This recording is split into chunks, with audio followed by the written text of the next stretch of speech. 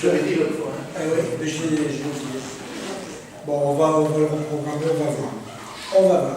Donc la prochaine réunion, ce sera le 25 juin, le 18 juin, pardon, le 18 juin pour la 10e conférence sur Staline sur 11. Finalement, on va être à 11 conférences. Et que j'ai intitulé Rapport d'autopsie.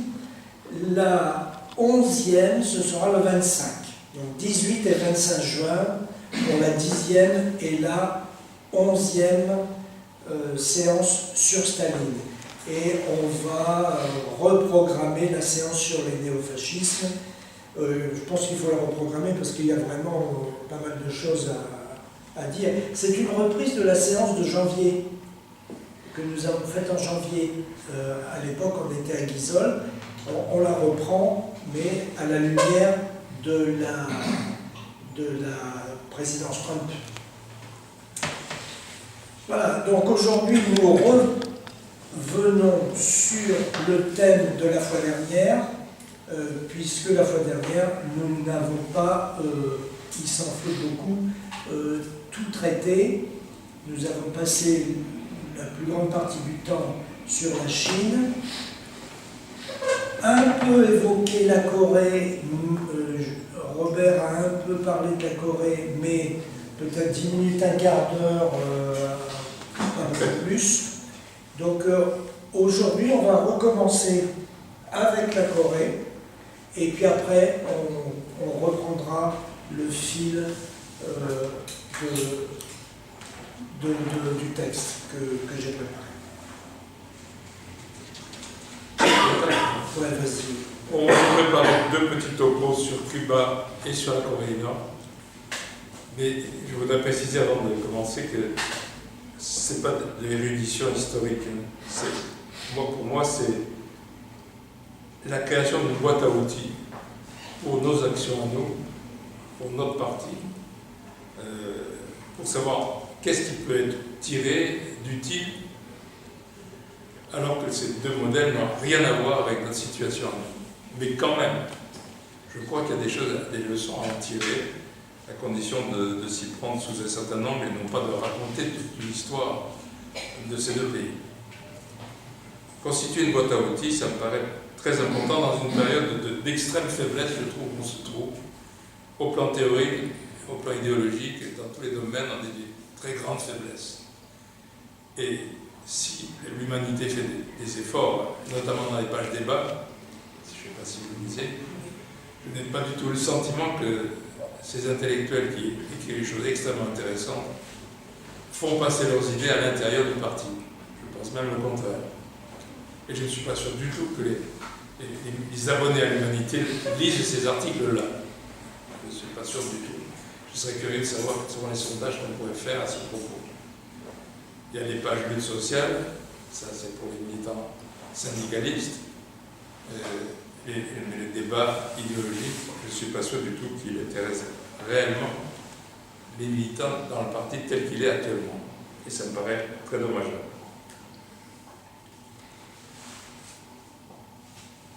Je crois que la bataille idéologique est fondamentale.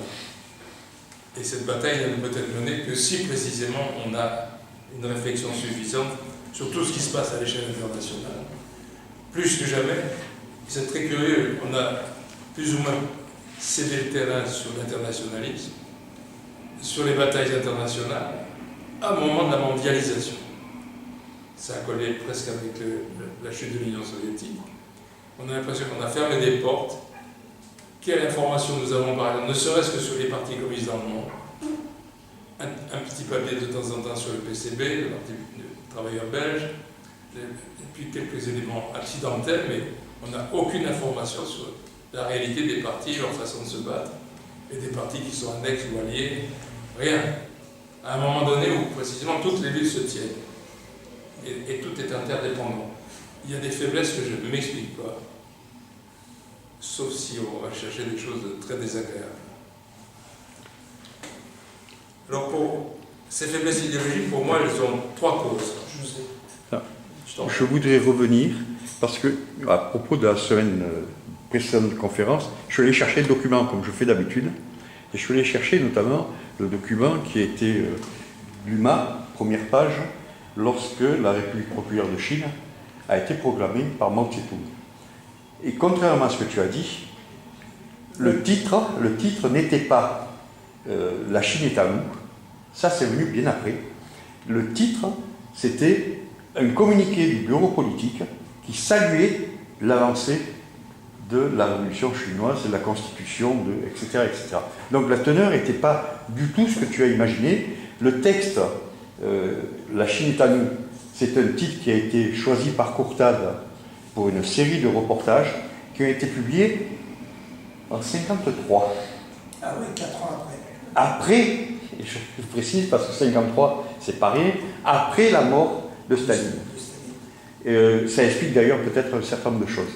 Je tenais à le dire parce que enfin, je vais le dire comme ça, ça explique peut-être que parfois on se chie frileux. Voilà. Alors comment expliquer ce besoin que moi, pour ma part, je ressens sur ces faiblesses idéologiques du parti français d'aujourd'hui, ce qui permet ensuite de chercher, de farfouiller dans la boîte à outils pour trouver éventuellement une assistance. Première raison, pour moi, c'est l'extrême faiblesse des moyens du parti aujourd'hui. Ça, c'est une raison objective. Peu de lieux, peu d'adhérents, peu de renouvellement des adhésions. Bon, là, on a des faiblesses terribles en nombre et en moyens matériels.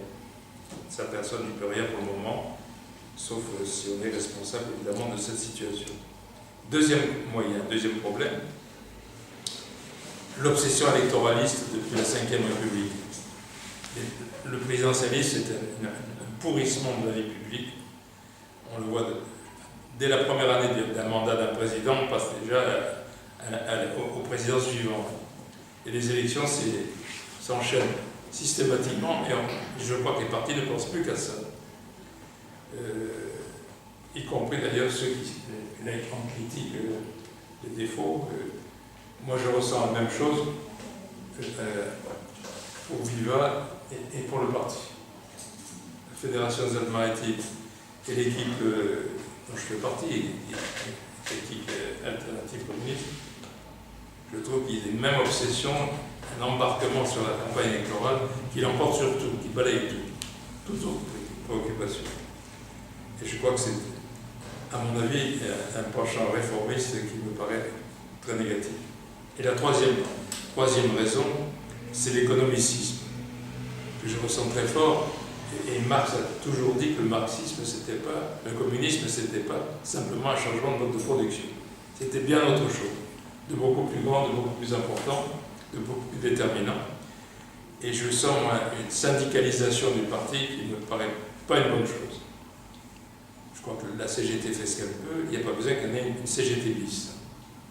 Et moi je ressens cela, y compris dans l'UMA. On avait les orientations plus progressistes de l'UMA. Les pages sociales, à juste titre, sont importantes, mais elles prennent beaucoup de place pour ne pas dire grand-chose. Du moins, si on lit, c'est très difficile de faire un article sur des luttes sociales qui renouvellent et qui apportent quelque chose de neuf. Mais quand même, bon, c'est important, mais ça ne suffit pas. Et je crois que le désintérêt pour les expériences progressistes dans le monde est étroitement lié aussi à la fin de l'URSS.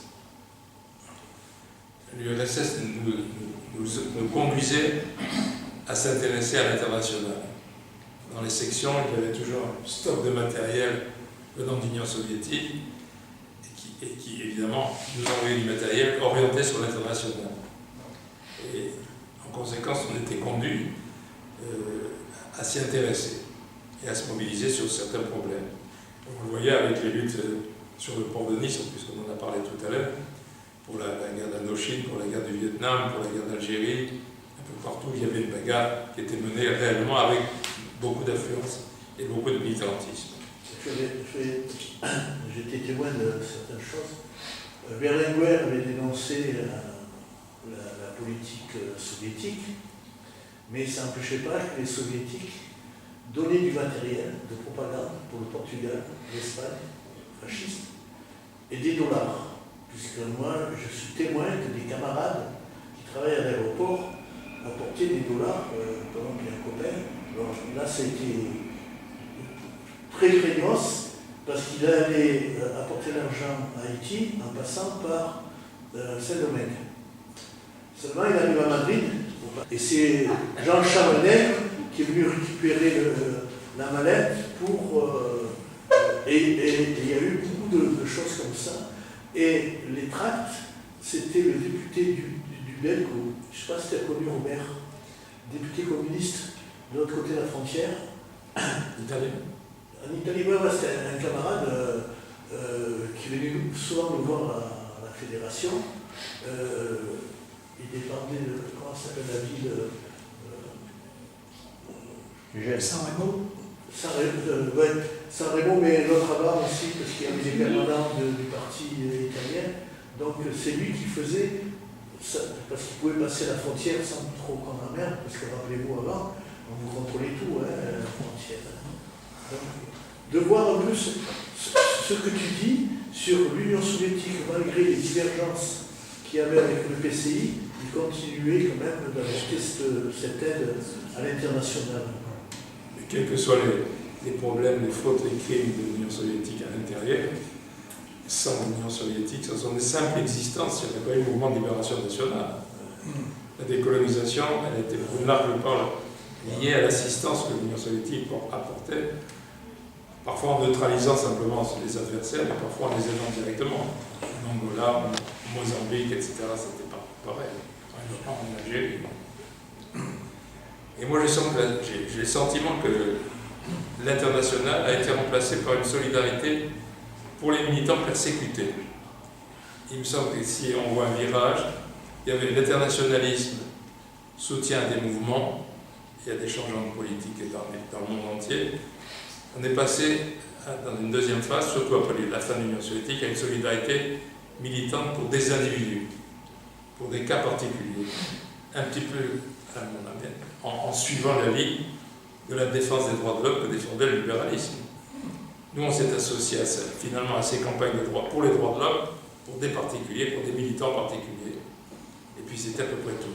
On a laissé tomber la solidarité globale pour des solidarités individuelles, me semble-t-il.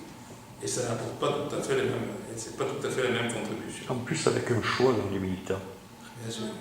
Puisque tu parles de ce genre de choses, moi j'ai trouvé assez curieux la façon dont on s'est embarqué dans la défense de Pinar Selek, alors qu'au Tchalan, on l'a laissé tomber. Encore que la situation actuelle aussi. Non, mais peut-être, mais et je ne porte pas jugement sur ce qu'ils pensent les uns et les autres, c'est pas ça.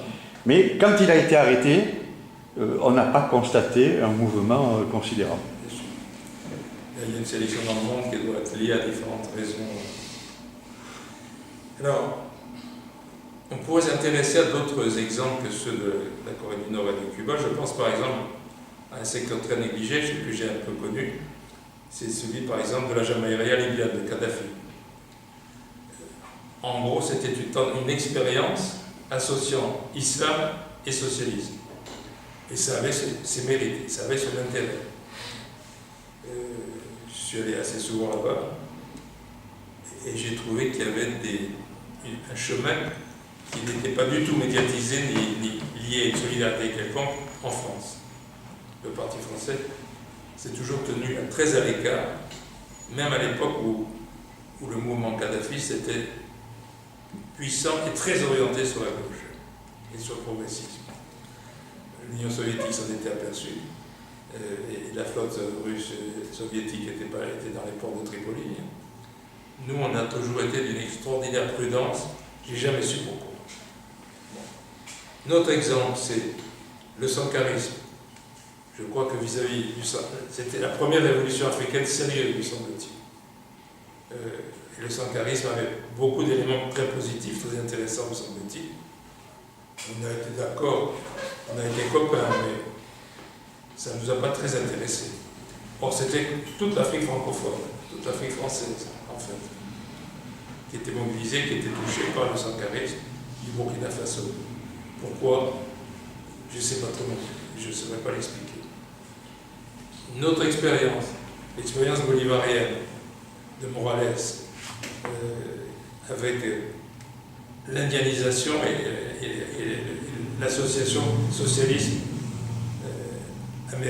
civilisation amérindienne, qui avait été très négligée par les partis communistes latino-américains sur tout le continent. Au point d'ailleurs que ça devenait parfois des ennemis, des adversaires, et non pas des alliés, malgré le fait qu'ils étaient les plus démunis sur tout le continent.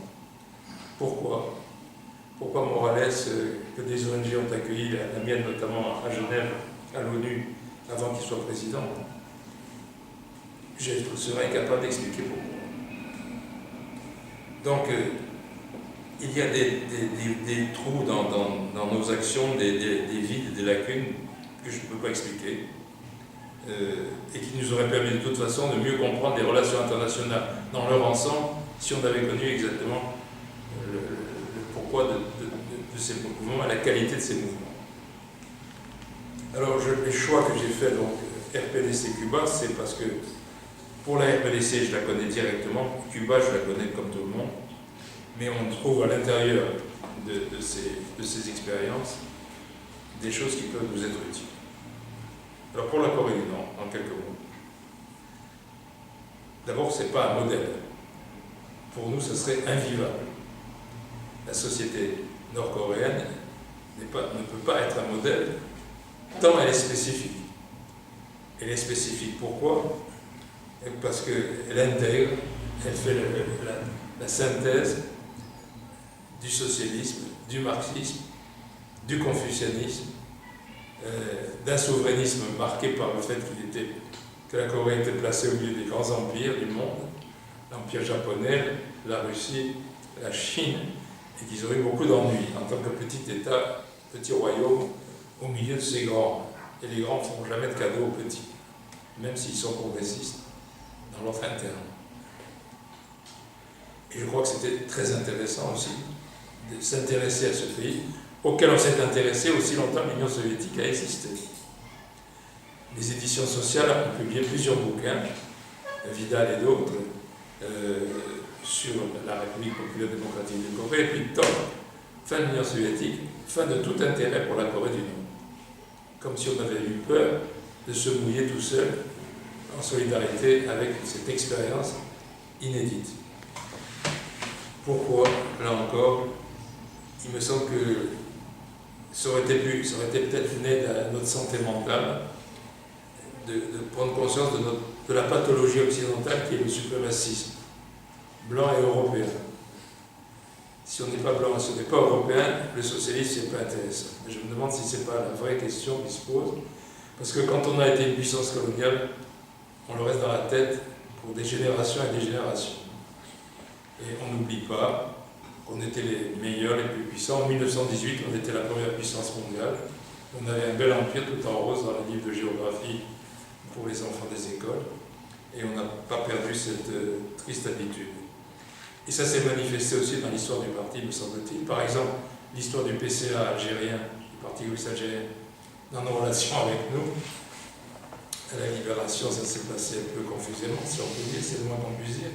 Les massacres du Constantinois ont été interprétés avec difficulté, malgré la présence d'un officier supérieur, le général Tubert, qui était sur le terrain et qui a dénoncé l'intervention de l'armée française, qui a massacré des dizaines de milliers d'Algériens. Mais on disait en gros, me semble-t-il, si je résume rapidement, à vos partis, que la France, qui allait devenir communiste, va régler le problème d'en haut, depuis Paris. Et que les Algériens, c'était des auxiliaires qui allaient simplement prendre le relais, mais c'est nous qui allions décider. Et on a fait du PCA une petite annexe du PCF, ce qui a été très ensuite hypothéquant au moment du déclenchement de l'insurrection algérienne. En 1954, le PCA a été considéré comme un allié, mais pas tout à fait intégrable dans le FLN. Ce qui est fort dommage, puisque ça nous a permis de ne pas occuper des places prioritaires au moment de l'indépendance.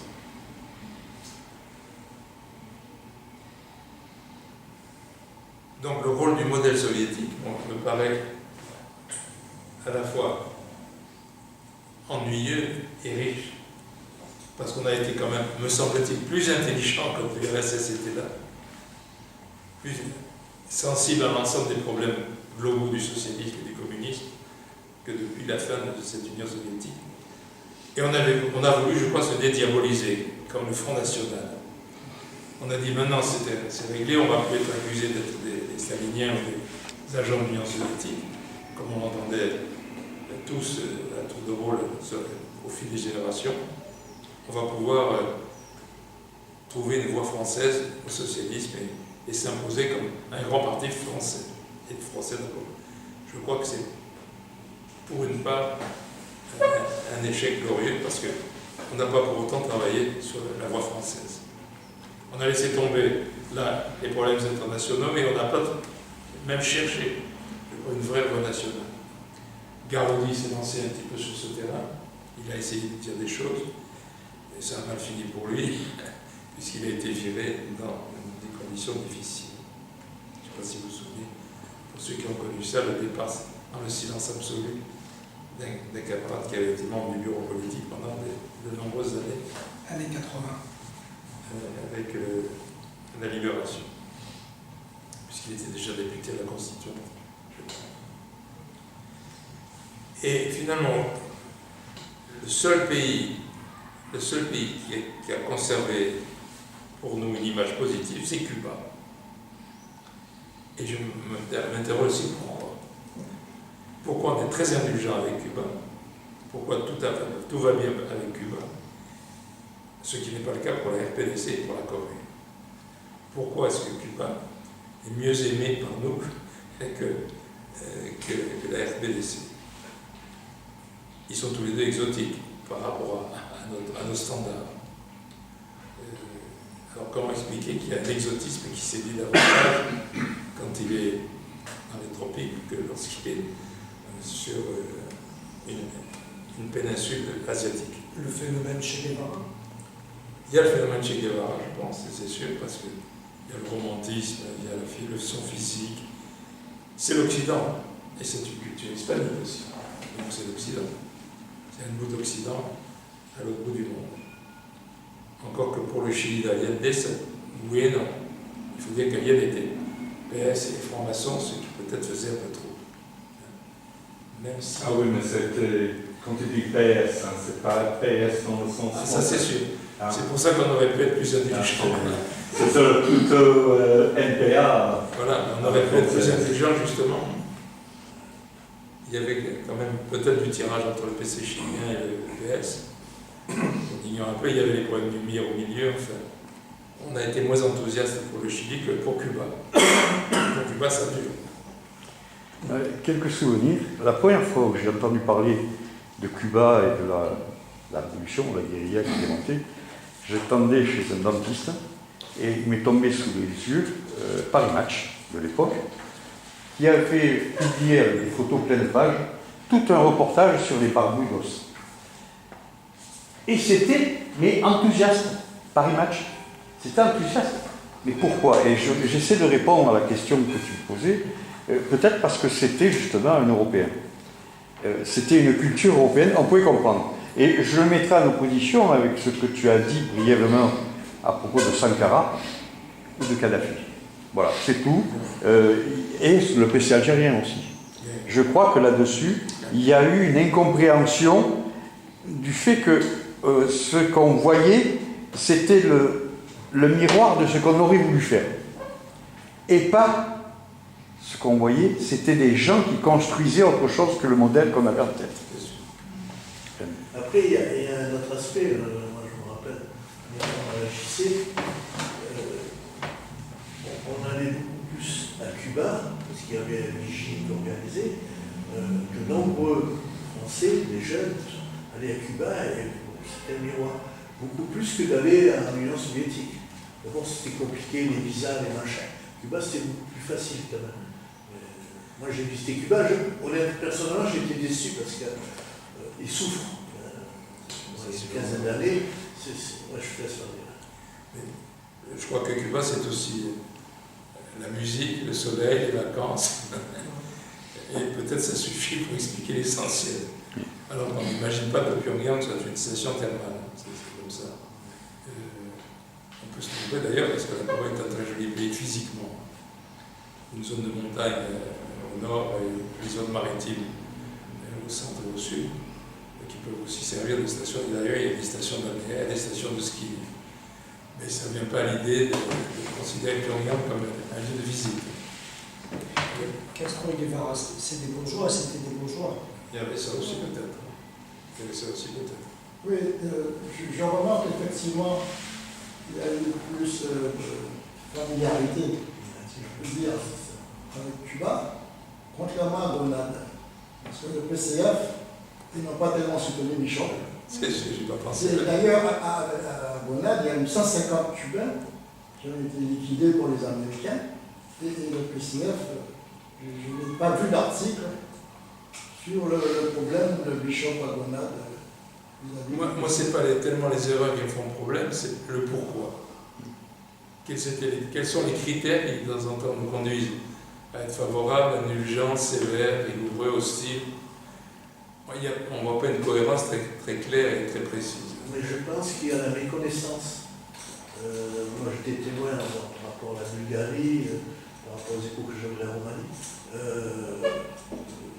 Je m'étais accroché violemment avec Maxime Grémez, qui s'occupait de la politique extérieure, quand il venait de signer un communiqué commun avec Ceausescu, et il y avait eu un tremblement de terre en 1977. Ma belle-mère, qui était médecin bulgare, qui sont allés là-bas, et elle a raconté ce que c'était la corruption, etc. Et donc je dis à Maxime Grémez, quand même, Ceausescu, c'est une dictature, il y a la corruption, les gens ils souffrent, etc. Elle dit, ouais, mais entre partis frères. Et après, en Bulgarie, moi j'ai fait semblant de ne pas les voir, il y avait Gaston Pissonnier, il y avait plusieurs qui venaient en vacances. C'est qu'ils allaient dans des centres super luxueux. Moi-même, j'ai eu la chance, j'allais en vacances au bord de mer, dans la résidence du ministre de la Santé. Puisque mon père était médecin du gouvernement. Donc, mais Georges Marchais qui allait là-bas, il avait le droit d'aller à la chasse, quelle que soit la période là-bas au bord de mer, une grande domaine. Je crois qu'ils étaient en dehors des réalités de ce que vivaient réellement les gens. C'est très chef d'État. Voilà. Donc, il y a ce problème, je pense, pour l'Algérie. Alors là, moi j'ai été témoin aussi, on a eu des camarades, par exemple Sportis, qui a pris sa retraite, qui était un communiste, son frère était membre du bureau politique du Parti communiste algérien, et il y a plusieurs hauts cadres des finances qui sont restés en Algérie en accord avec le gouvernement français pour les aider à la gestion des finances. Et lui-même, il est devenu à la retraite à Valoris, Sportis, et il était secrétaire de section de Valoris, c'était un bon camarade, mais il a expliqué qu'ils étaient plusieurs, mais c'était des camarades. Il y a par exemple Robert Derriot, que tu as dû connaître, qui était secrétaire de section du Canet. Lui, par contre, en France, il était rédacteur en chef du Républicain Alger, il est allé au Mali. Donc, il y a tout ça. Mais je crois qu'il y a de la méconnaissance. Je ne sais pas, on n'a pas voulu voir la réalité parce que pour moi, tout ce qu'on disait les socialistes, c'était pas socialiste. Ils n'étaient pas du tout prédestinés à l'être. Non, Voilà voilà. du tout. Quand tu vois ça en Hongrie, moi j'ai les chiffres, vous intelligents ou pas. Il y avait 400 communistes en 1944, en Hongrie, 400. Et j'ai plus d'1 million un an après.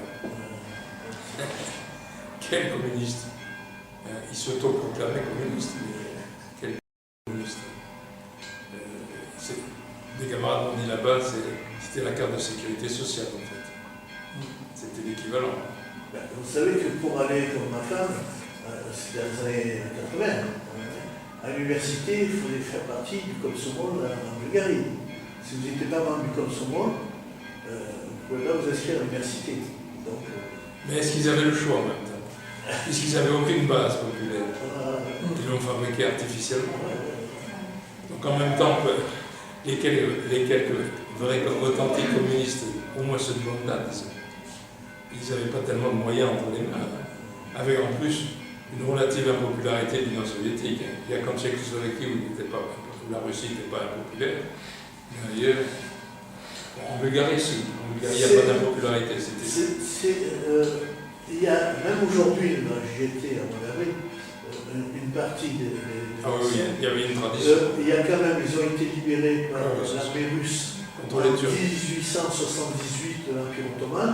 C'est sûr. Ils ont été libérés Et la Bulgarie et Tchécoslovaquie. par l'armée russe, Les autres. en sachant que le gouvernement du tsar, qui fait cocorico aujourd'hui, ton tsar, il collaborait avec les nazis. Pour la simple raison, Bien sûr. c'est que quand il y a eu, en 1878, la libération de la Bulgarie, les premiers, ils n'avaient pas de roi. Donc ils sont allés se chercher un Sascobourg, parce que déjà, ils ne savaient pas. Une lignée royale, et aujourd'hui, il y avait un article dans Paris Match, là, du tsar, qui gonflait les muscles et qui s'est accaparé de pas mal de domaines il n'y a pas très longtemps. Mais, juste une anecdote, il a été Premier ministre, mais il est vite reparti en Espagne, parce que la vie d'un roi en Espagne, elle est meilleure que la vie d'un roi en Bulgarie. Alors pour revenir à la Corée du Nord en vitesse, donc l'intérêt que l'on peut trouver à ce système, à cette expérience qui est tout à fait inédite et originale, et qui est difficile à pénétrer et à comprendre aussi, c'est d'une vieille civilisation plurimillénaire aussi, avec donc toute une série de traditions très fortes, de convictions très fortes. Le confucianisme, c'est pas une religion, c'est une philosophie très marquée. D'autres ont dit, les spécialistes disent que c'est le pays le plus confucianiste du monde. Et ça ne pouvait pas être autre chose, même s'il y avait un parti communiste au pouvoir, lié d'ailleurs à une situation de guerre, et non pas d'une révolution populaire. C'est aussi deux choses différentes. Bon, le confucianisme était inévitable. Et donc il fallait faire avec. Et ça va être utilisé et exploité de manière à rendre populaire un régime qui n'était pas plus au sud qu'au nord, puisque c'était jusque-là des forces étrangères qui dirigeaient le pays, et notamment le Japon qui avait annexé la Corée tout entière de 1908, je crois, à 1945. Ça faisait un bon paquet, et puis un colonialisme japonais qui était une rudesse particulière. À l'école, par exemple, était limité à quelques années de scolarité pour les petits Coréens. Il y avait, c'était des gens en tenue militaire qui enseignaient, les instituts étaient en tenue militaire, et avec le plat du sabre, pratiquaient les sanctions corporelles. Avec le plat du sabre, c'était une bonne technique de discipline. Vous proposez ça à Rataillot, peut-être tu trouveras ça. Oh, déjà, la règle, c'est pas mal. Le sabre, c'est quand même pas mal. Juste, je ne sais pas si tu vas en parler, mais aujourd'hui, il y a quelque chose de nouveau en Corée. Le nouveau président de la Corée du Sud tend la main à la Corée du Nord. Absolument. Alors, je ne sais pas ce que ça Il a va battu dire. la droite, et c'est en centre-gauche, et il y a eu déjà un ou deux présidents sud-coréens qui ont été élus à gauche avant d'avoir le père, et qui ont rapproché les deux pays. Dès qu'il y a un changement à Séoul, il y a un rapprochement avec Pyongyang. Parce qu'évidemment, si un jour il réalise leur unité d'une manière ou d'une autre, ça peut être une fédération, une confédération, etc., la Corée peut devenir une puissance importante en Asie, tout autant que le Vietnam. Plus peut-être que le Vietnam. Alors, expérience donc avec d'intégration d'une philosophie ou ailleurs d'une religion à la réalité politique socialiste. Pourquoi aussi, par exemple, en France, a-t-on abandonné le travail de relation qu'on avait avec les catholiques, avec les chrétiens en général? Garaudy avait mis le pied là-dedans et avait fait avancer les choses. C'était connu à Nice, par exemple, entre les curés de l'Ariane et les jeunesses Mais le communistes. Saint-Roch. Et de savoir, etc. Mais subitement aussi, ça s'est coupé. Bon, est-ce que c'est faute de moyens matériels? C'est possible. Faute de personnel politique, militant, possible aussi. Pas à l'époque. Mais quand même. Pas à l'époque. Pourquoi? C'était une activité importante, même de la fédération ici, je me souviens très Il bien. allait nous voir à la Fédé, hein. Oui, bien sûr. Et Garaudy était peut-être un peu seul à travailler là-dessus. Peut-être. Et lorsqu'ils ont considéré qu'ils n'étaient plus tout à fait capables de travailler avec les catholiques, qui travaillaient peut-être trop avec les musulmans, ça a tourné vinaigre. Il y a peut-être aussi une évolution de l'Église. Oui, il y a des alternances dans l'Église. Ah oui. Et puis il y a un double personnel, un personnel fascisto-ceci. Et puis il y avait toujours eu des chrétiens progressistes. Pourquoi ça a disparu plus ou moins? Là encore, on s'en est même pas aperçu, je crois, quand on était sur le terrain à l'époque. Mais a posteriori, on se demande pourquoi. C'était quand même un élément de solidarité de base très importante. On est dans un pays chrétien, qu'on le veuille ou non. Et on est tous chrétiens intérieurement d'une certaine façon. On le veuille ou non aussi. Notre éthique et notre morale, plus ou moins conservatrice, elle vient de là aussi. Même si on n'a pas été élevé dans la religion, et même si on a été au contraire élevé dans la laïcité la plus radicale, ou l'athéisme le plus radical, ce qui est mon cas, mais néanmoins je suis sociologiquement chrétien, je le veuille ou non. Et je le veux plutôt pas, mais je pense que c'est comme ça. Même je sais qu'à une époque, il y avait une espèce de connivence entre les jeunesses chrétiennes Exactement. et les jeunesses communistes. Oui, mais Il y avait là qui qui régissaient un peu tout ça dans les années 60. Quand même après, Il y a eu l'organisation. les années 80, moi je participais en fait de la JOC au lycée. Sincèrement. Non, oh putain, c'était chez moi. Hein? Oui, au lycée, derrière le palais des expos. Ouais. Bosco. Et la JC, on avait beaucoup de relations. Il y a même eu, moi j'étais secrétaire local de la Fédé, je m'occupais des JC. Et il y a eu beaucoup de relations, même des histoires d'amour entre jeunes JC et de la JOC. Et ils étaient très idéologiquement très bien, la JOC. C'était un élément de sécurisation sur des quartiers difficiles, parce que tout le monde en raconte que l'association communiste chrétien des jeunes, c'était une barrière contre le désordre politique possible. Et moi, je me souviens avoir fait une réunion du parti à la crypte de l'église du col de Villefranche, ce qui a d'ailleurs pas favorisé la carrière du curé qui m'avait accueilli.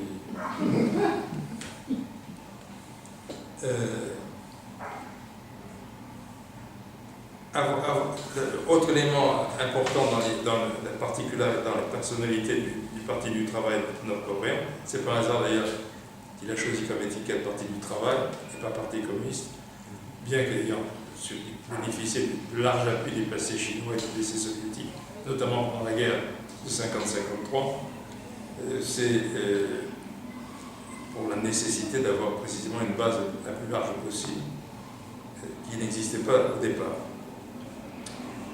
Alors la particularité particulière, c'est la critique que faisait le Parti du Travail aux soviétiques, beaucoup plus qu'aux chinois, c'était la négligence idéologique qu'ils estimaient être la réalité du Parti soviétique. Alors que pour les Coréens, c'était vital de considérer comme prioritaire la bataille idéologique, la bataille des idées, dans la population coréenne. Et je crois qu'ils continuent à le faire à leur manière, insupportable pour nous quand on y est, mais à leur manière, et je ne suis pas sûr que ce ne soit pas d'une certaine efficacité pour cette population. D'autant que c'est le Japon qui avait façonné les Coréens un demi-siècle, plus d'un demi-siècle, et que, comme l'a dit le ministre du Mali et de la Culture, la colonisation, c'est toujours le viol de l'imaginaire politique. Je crois que les colonies françaises ont témoigné, en Afrique notamment, un viol de l'imaginaire, de la culture locale et une difficulté pour en sortir. Il ne suffit pas d'avoir un engagement politique différent pour l'indépendance, pour ne plus être colonisé dans l'esprit. De même que les colonisateurs restent des colonisateurs dans l'esprit, même s'ils n'ont plus de colonies. Non, parce qu'il y a l'aliénation et l'assimilation Voilà. qui fait des ravages. C'est sûr. C'est sûr. Et les recettes des pays africains pour sortir de cette situation sont complexes, sont difficiles. Parce que la France a apporté aussi un certain nombre d'idées modernistes et critiques. Et donc, s'en débarrasser pour un intellectuel, par exemple, c'est une chose complexe. Il faut arriver à se réafricaniser et en même temps garder l'acquis des Lumières, par exemple. C'est compliqué. Et la colonisation, elle a créé elle-même des frontières qui ne correspondaient pas aux ethnies différentes. Et s'il y a encore aujourd'hui des conflits, c'est que on n'a pas tenu compte, on a tranché avec surtout les Anglais, on s'est partagé, on a tracé des lignes, sans tenir compte de la culture de chacun, des traditions. Pour le culte de la personnalité avec Kim Il-sung et ses successeurs, il faut rappeler que le Japon colonial, de 1908 à 1945, 53 finalement, avait organisé dans son annexion au territoire japonais le culte de l'empereur du Japon. Et que pour prendre le relais, c'était la solution de facilité que de créer le même culte, mais pour un Coréen. Et de tout ça, on sort, on supprime une difficulté, mais on en crée une autre. Donc les choses sont très compliquées, me semble-t-il, et je préfère ne pas avoir été un gestionnaire, et je préfère avoir été un opposant. C'est quand même plus facile, à mon avis, d'une certaine façon. Il faut aussi prendre en compte l'extraordinaire dévastation qu'a représentée la guerre de 50-53. Quand on regarde les photos de Pyongyang après la fin de la guerre, l'armistice, il n'y a jamais eu de traité de paix, puisqu'il y a simplement un cessez-le-feu qui s'est éternisé, qui est peut-être la solution pour l'Ukraine et la Russie d'ailleurs, une solution qui renvoie au calendrier grec, la résolution du problème. C'est une bonne façon de l'enterrer aussi, une technique parlementaire classique. C'est l'état de dévastation totale des industries, de la ville, de la campagne, après 3 ans de guerre à l'américaine. Il y a eu plus de bombardements sur la Corée du Nord notamment, que pendant la Deuxième Guerre mondiale. Et puis Pyongyang avait un bâtiment qui tenait debout, tout était rasé, comme à Hiroshima, mais avec des bombes classiques. C'était la maison des enfants, qui avait été construite dès la libération par le Parti du Travail, un immeuble. On l'a fait visiter à l'époque, c'était une sorte de musée. Il était le seul immeuble debout. Et donc pour là aussi mobiliser la population et réaliser la reconstruction, il fallait l'unité absolue du parti, parce que le parti avait été fractionné, il y avait plusieurs partis communistes avant la guerre et pendant la Deuxième Guerre mondiale. Il y avait un régionalisme fort en Corée, et ça ne favorisait pas l'unité. Et donc il a fallu serrer les rangs, et le dogmatisme joue son rôle là. Plus c'est dogmatique, plus les rangs sont serrés. Et puis on impose une discipline de fer. Et ça a joué aussi, à la fois nécessaire pour le développement, la reconstruction, et un danger pour la suite. Ce qui exactement s'est produit à différentes époques. Autre situation particulière, c'est l'embargo.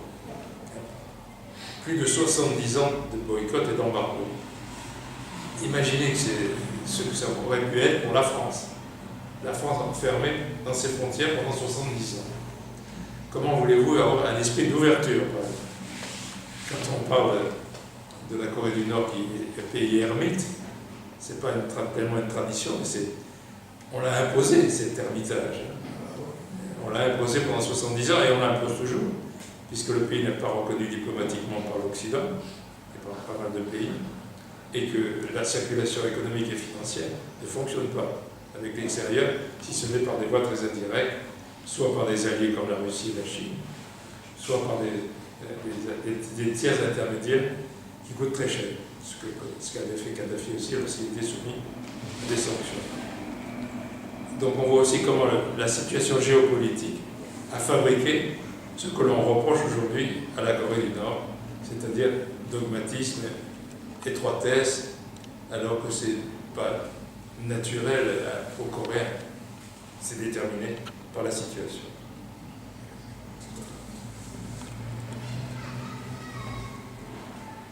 On peut constater à ce propos en France les contradictions de la propagande anti-nord-coréenne, qui est quand même assez significative quand on y réfléchit un petit peu. Par exemple, on a pleuré sur la division de l'Allemagne. Pendant des années et des années, à ces pauvres familles allemandes séparées par le mur de Berlin.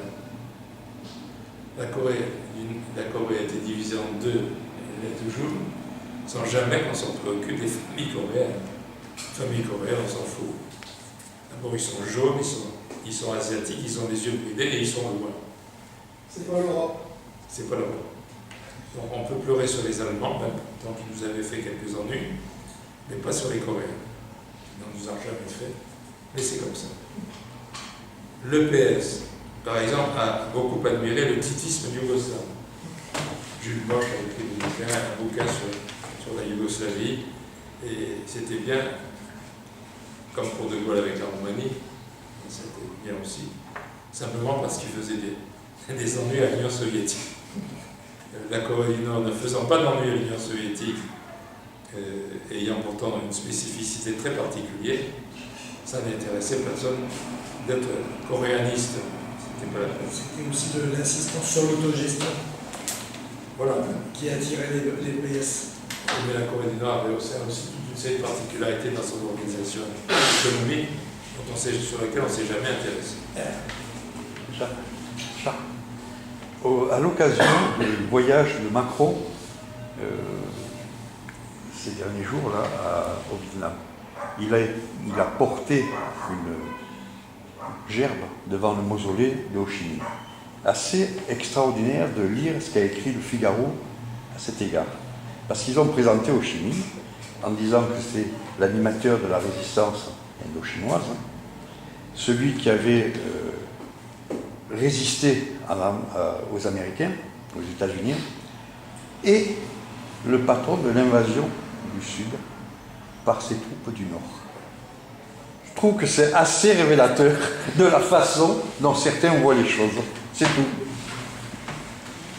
Force de dissuasion. On sait que la Corée du Nord a l'arme atomique. Mais c'est une menace.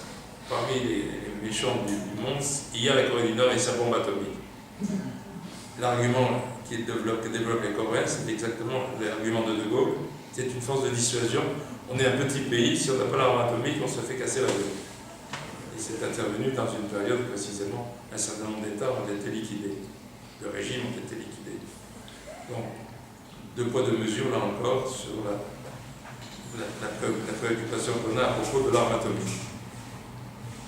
Sur les problèmes des droits de l'homme, là encore, un des arguments de non-reconnaissance de la Corée du Nord, c'est la violation des droits de l'homme et l'absence de démocratie. La multiplication des cas d'alliance occidentale avec des États qui ne sont pas des démocraties et qui violent les droits de l'homme fait tomber complètement cette analyse. Plus que jamais aujourd'hui. On n'a plus aucune leçon à donner désormais, je pense, avec l'histoire de Gaza et l'histoire de la Palestine. Plus aucune. C'est une faillite totale de notre prestige, de notre réputation humaniste et humanitaire. Mais ça ne change rien non plus à la position vis-à-vis de la Corée du Nord. Et je pense que si demain il y a reconnaissance de la Palestine, sauf si elle n'existe plus, mais on va la reconnaître peut-être au dernier moment, il n'y aura ni Palestiniens ni Palestine, avec la politique israélienne, c'est un petit peu tard. Ça ne conduira pas du tout à une reconnaissance parallèle avec la Corée du Nord. Israël est une éternelle démocratie. La Corée du Nord est une éternelle dictature, quelles que soient ses réformes et ses mutations.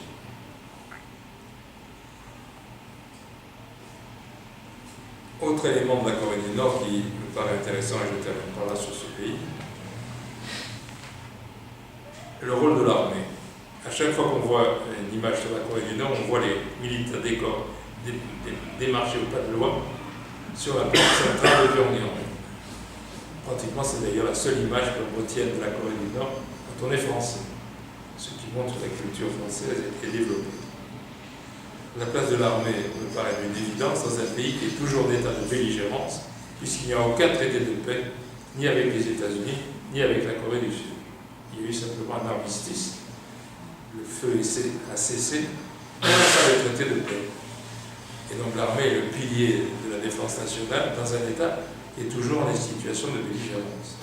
Ça a commencé comme ça, et ça continue maintenant avec l'armée, qui, je vous le signale, ne coûte pas cher à l'État, puisque l'armée est toujours mobilisée pour les grands travaux publics.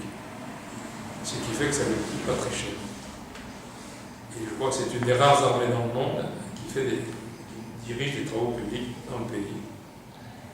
Ce qui évite à la fois les trafics qui se produisent souvent sur les marchés publics et ce qui ne coûte pas très cher à l'État et à la population. Enfin, je crois qu'il y a des originalités pour le quotidien que je veux signaler. C'est par exemple le fait que pour faciliter la vie des salariés, des travailleurs dans les grandes entreprises, il y a un service de distribution des produits achetables, des sortes de grandes surfaces à l'intérieur même des entreprises. Et on dépose sa commande le matin et on récupère le filet et les paquets le soir sans qu'on ait des courses à faire. Donc, bien sûr, les choses se compliquent, seront plus difficiles de organiser lorsqu'il y aura diversification des produits avec l'élévation des niveaux de développement. Mais dans l'état actuel des choses, un exemple à prendre peut-être pour un certain nombre de pays du tiers-monde qui ont des problèmes de distribution et des problèmes d'allègement des horaires de travail et de mobilisation pour les citoyens. Après la guerre, dans certaines entreprises, il y avait des magasins d'usine Voilà. qui proposaient des prix à un prix, des produits à un prix défiant toute concurrence. C'est disparu, évidemment, au fil des ans. Moi, j'ai connu ça. Mais on a vu passer, il n'y a pas quelques jours à la télé, un film sur l'Albanie. Et j'ai entendu un citoyen albanais qui était tout à fait sincère, je suppose d'ailleurs, qui disait du temps de la dictature communiste, il n'y avait qu'un seul fabricant de chaises, qu'un seul fabricant de pneus, et donc il n'y avait pas de diversité. Effectivement, c'est aussi un problème si on veut de la diversité et en même temps des facilités de vie. Et la protection sociale, encore. Ah oui, alors il y a une sorte de gratuité. Il est impossible de comparer le niveau de vie en comparant les salaires du sud ou du nord ou du sud du nord et des autres pays. La gratuité est presque la règle, qui évolue avec le niveau de développement et avec les crises aussi, puisqu'il y a une période extrêmement difficile, celle de la chute de l'Union soviétique. On ne bouffait pas, on ne mangeait pas. Pyongyang était gâté par rapport au reste du pays parce que c'est la ville capitale, mais on ne mangeait pas du tout. Je suis allé presque dans cette période, et dans le meilleur hôtel où étaient les invités du pays, de Pyongyang, le repas durait 5 minutes, puisqu'il n'y avait que du riz et des oranges, et puis c'était à peu près tout. Donc on mangeait assez rapidement. La cuisine n'était pas très sophistiquée, alors que la cuisine coréenne est très bonne, et on y a goûté dans d'autres conditions. C'était très beau, très différent. Et donc, la gratuité, c'est dans le secteur de la santé, le secteur surtout des gosses. Et c'est né en raison de la conjoncture d'après-guerre. En 1953, il y a des millions d'orphelins en Corée du Nord, puisqu'il y a eu je ne sais pas combien de millions de morts. Mais il y a eu des centaines de milliers de gosses orphelins sans parents. Et l'État les a donc pris en charge, complètement, à 100%, et ils en ont fait l'élite du pays. Parce que ça n'a pas été une assistance caritative, ça a été une formation globale des cadres du pays pour les années qui ont suivi. Et je me souviens très bien d'un guide, par exemple, qui m'accompagnait, qui n'était pas seulement un guide, et qui me disait « je dois tout à l'État, et le président c'est mon papa ». Donc tout se combinait avec les conditions les plus favorables qui étaient données aux enfants, parce qu'il y a eu une priorité absolue dès le départ, dès 50 ans, avec une organisation pédagogique aussi, un encadrement des activités parascolaires très fort, des activités sportives, des activités de toutes sortes. Les gosses ont été prioritaires.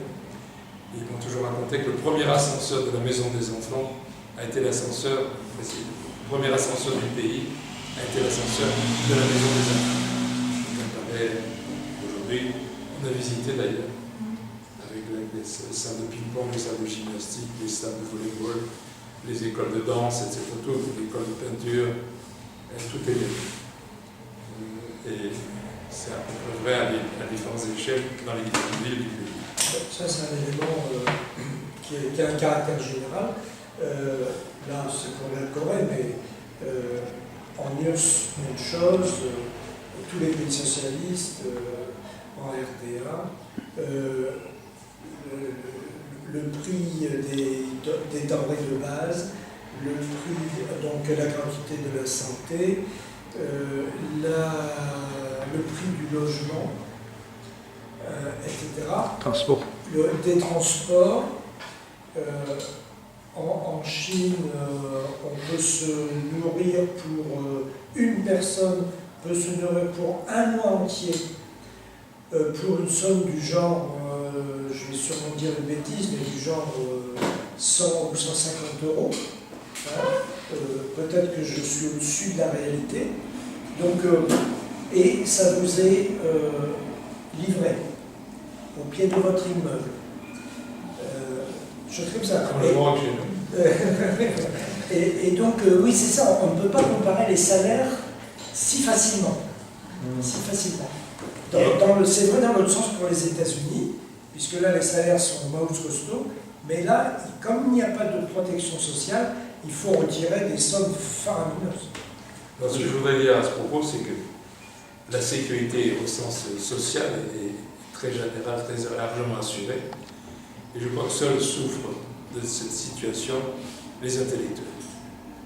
Parce que je crois que pour eux, c'est un autre problème qui se pose, c'est la standardisation de leur travail et l'intégration totale dans le mouvement populaire, avec donc des avantages qui est la sécurité de l'emploi, si on peut dire. On est peintre, on fait toujours la même chose, et ça reste, je crois, c'est un grave problème. Et je crois qu'à l'inverse donc, de nos sociétés, la sécurité règne pour les citoyens ordinaires et une insécurité existe pour les créateurs dans la mesure où précisément ils ne respectent pas la règle du jeu. Et là encore. Moi j'ai une question. Quand on vous écoute, on ne peut qu'être d'accord sur le bilan que vous tirez sur ces différents pays. Comment expliquer que les communistes français rechignent à vanter ce qui a réussi dans ces différents pays et au contraire essayer de ne pas en tenir compte ou en honte Moi je crois que c'est parce qu'on a peur. La propagande occidentale a été tellement forte et l'a emporté, et du même coup on a peur de dire du bien des choses qui ne sont pas populaires. Et c'est ce que j'appelle moi le populisme. Mais on suit derrière le courant dominant. Pour la Chine, quand même, il y a des différences. Autrefois on faisait peur, maintenant on a peur de nous. Comme de partout sur la planète, c'est les villes. Shanghai, tout ça, la vie est beaucoup plus élevée, c'est très problématique. Mais une chose que personne ne dit, au Brésil, depuis qu'il y a eu là, ceux qui ont plus de 60 ans, 65 ans, la santé est gratuite. Mon frère, qui a 2 appartements à Fortaleza et une villa à Belém, maintenant, tous les 3 semaines, il va au Brésil, de Cayenne, il va dans les centres de santé, à l'hôpital, il paye rien. Même qu'il est étranger. Alors il a un visa particulier parce qu'il est propriétaire, etc.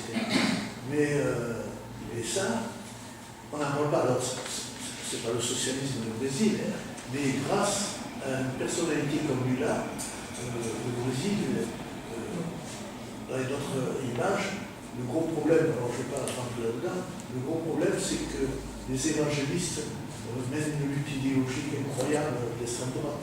On l'a vu. Bon.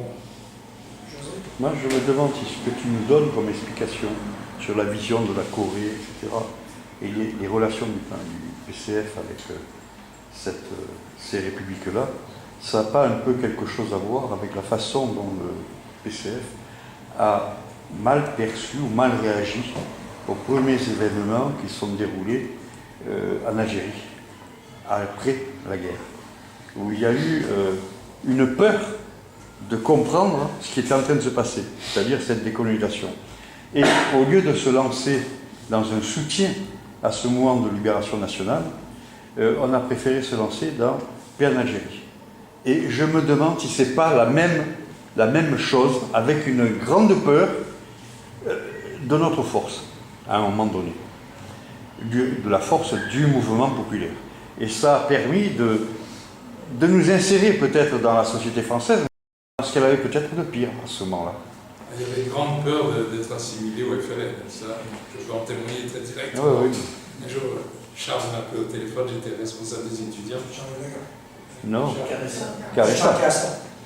Et il m'a dit, n'aie pas exploit, je passe chez tous les copains de l'UEC, parce que les JC, étudiants de l'UEC, parce que pour savoir s'ils n'ont pas des trucs du FLN entre les mains, il faut éliminer tout ça très vite.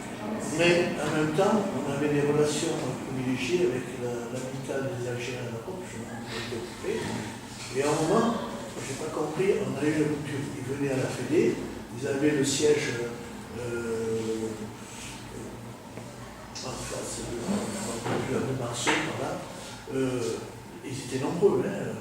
Et après, c'était en fonction de l'évolution, donc c'est les années 80, pareil, de l'évolution de ce qui se passait en Algérie, où on a coupé les ponts. Là, c'était pendant la guerre. Ouais, là, c'était pendant la guerre. Mais c'était un milieu quand même, il y a des camarades qui se faisaient trop la peau pendant ce temps, qui refusaient de porter les armes, etc., qui se faisaient interdire en Algérie, etc. Et puis il y a nous qui temporisions. Ou qui engueulions ceux qui osaient dire « je ne veux pas y aller ». Elle, je crois qu'il y a quelques camarades qui s'en souviennent. Qui ont été exclus. Claude Vinci, par exemple, le chanteur Claude Vinci, qui était un ami,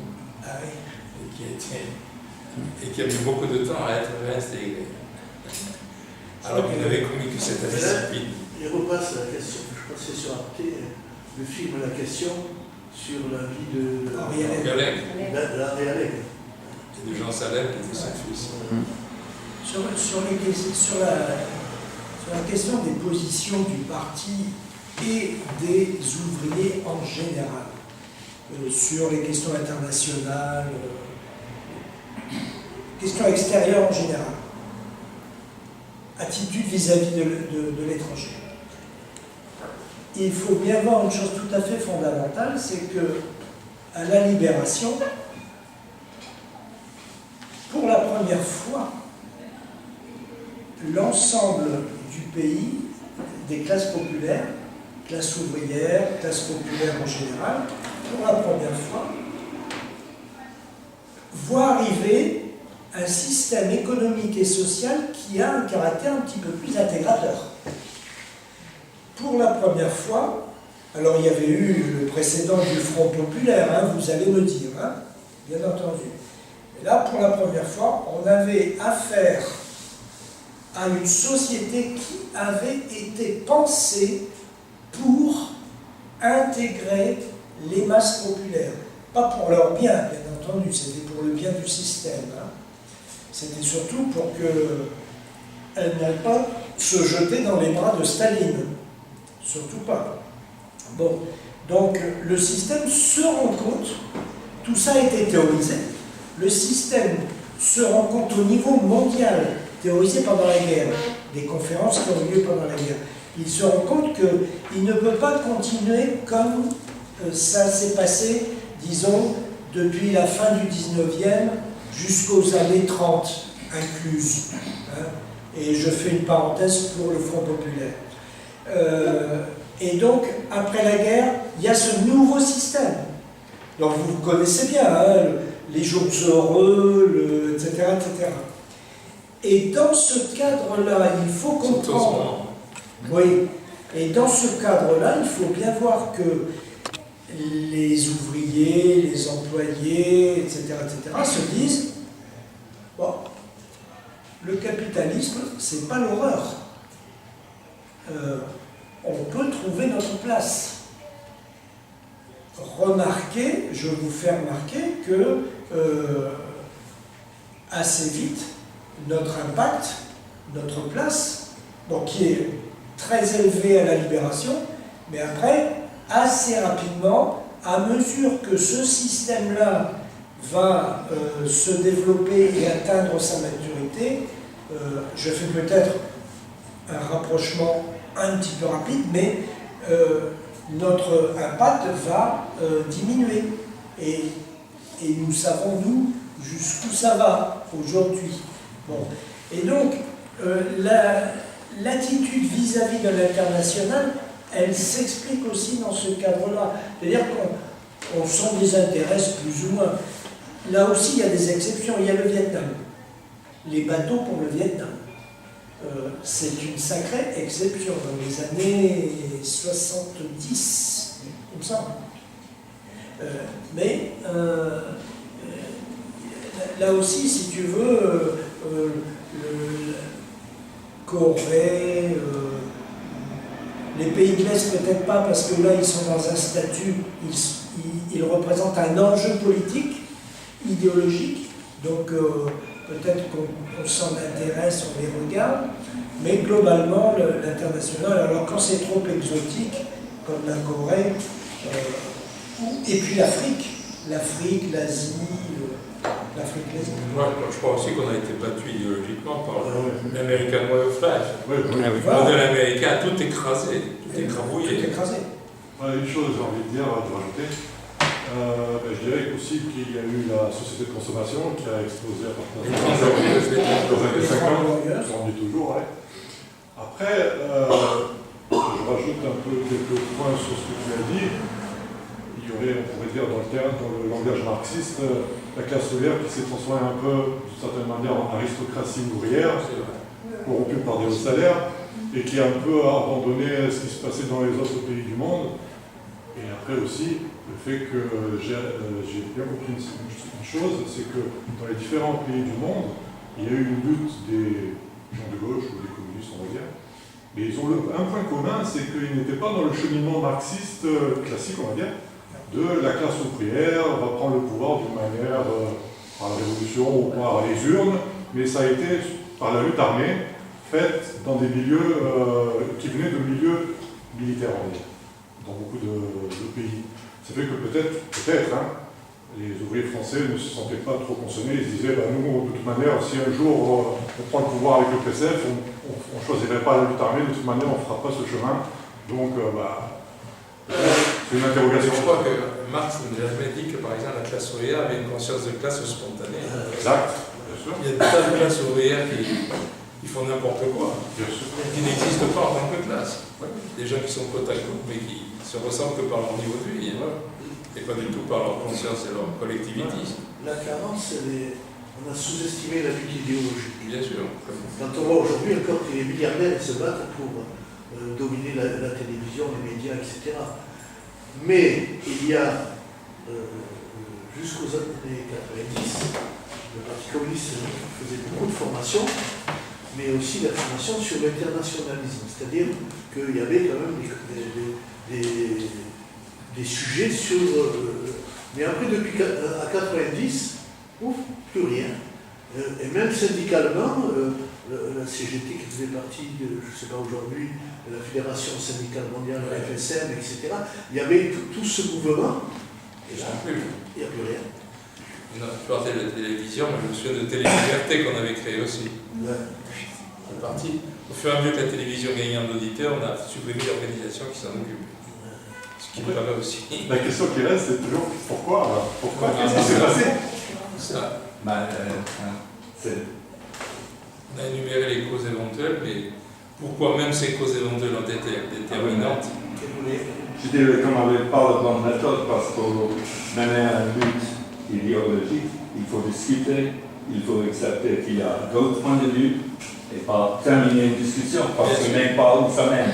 Je dis ça parce que je viens de la Grande-Bretagne, alors le gauche socialiste et plus ou moins marxiste n'a pas du tout de même référence politique, évidemment, qu'en France. Et on a eu, depuis 50 ans, un peu de même histoire. À la fin, le résultat, c'est semblable, mais les moyens, les situations, les décisions n'étaient pas du tout les mêmes. Il y a la même question, parce qu'en Grande-Bretagne, c'est dans les années 80, quand le gauche n'était pas au gouvernement du tout, que les choses ont changé. Quelle gauche? Le gauche actuel, le gauche qui existait. Non, c'est une gauche, d'un certain point de vue, plus à gauche que la gauche en France. Hein. Parce que la décolonisation, par exemple, C'est une histoire totalement différente en Grande-Bretagne. C'est la Grande-Bretagne qui avait fait la plus grande décolonisation du monde. C'était l'indépendance de l'Empire de l'Inde, qui est l'actuel Pakistan, Bangladesh, Birmanie et Sri Lanka. Et c'était quelque chose préparé depuis longtemps. C'était pas fait comme ça par une décision inhabituelle, une crise. Hein. C'était une. On avait fait le promesse dans les années 30 de le faire. Et c'est seulement 47 ans. Et c'était à tous les niveaux, dans le mouvement, au parti, à la Chambre des communes et parmi les chefs aussi. C'est juste pour donner un exemple, c'est l'histoire de la colonisation de l'Empire français, c'est bien différent, hein, je sais bien. En terminant 2 mots sur Cuba, puisqu'on a encore le temps Oui, d'en parler, 2 mots. Elle est en situation tragique. Et je crois qu'elle est en état d'urgence. Si, et il nous donne une leçon aussi à ce propos-là, s'il n'y a pas un rapport de force, et on revient en Chine, s'il n'y a pas un rapport de force international qui change rapidement dans le monde, Cuba prendra des distances avec le système dans lequel il fonctionne depuis 1958.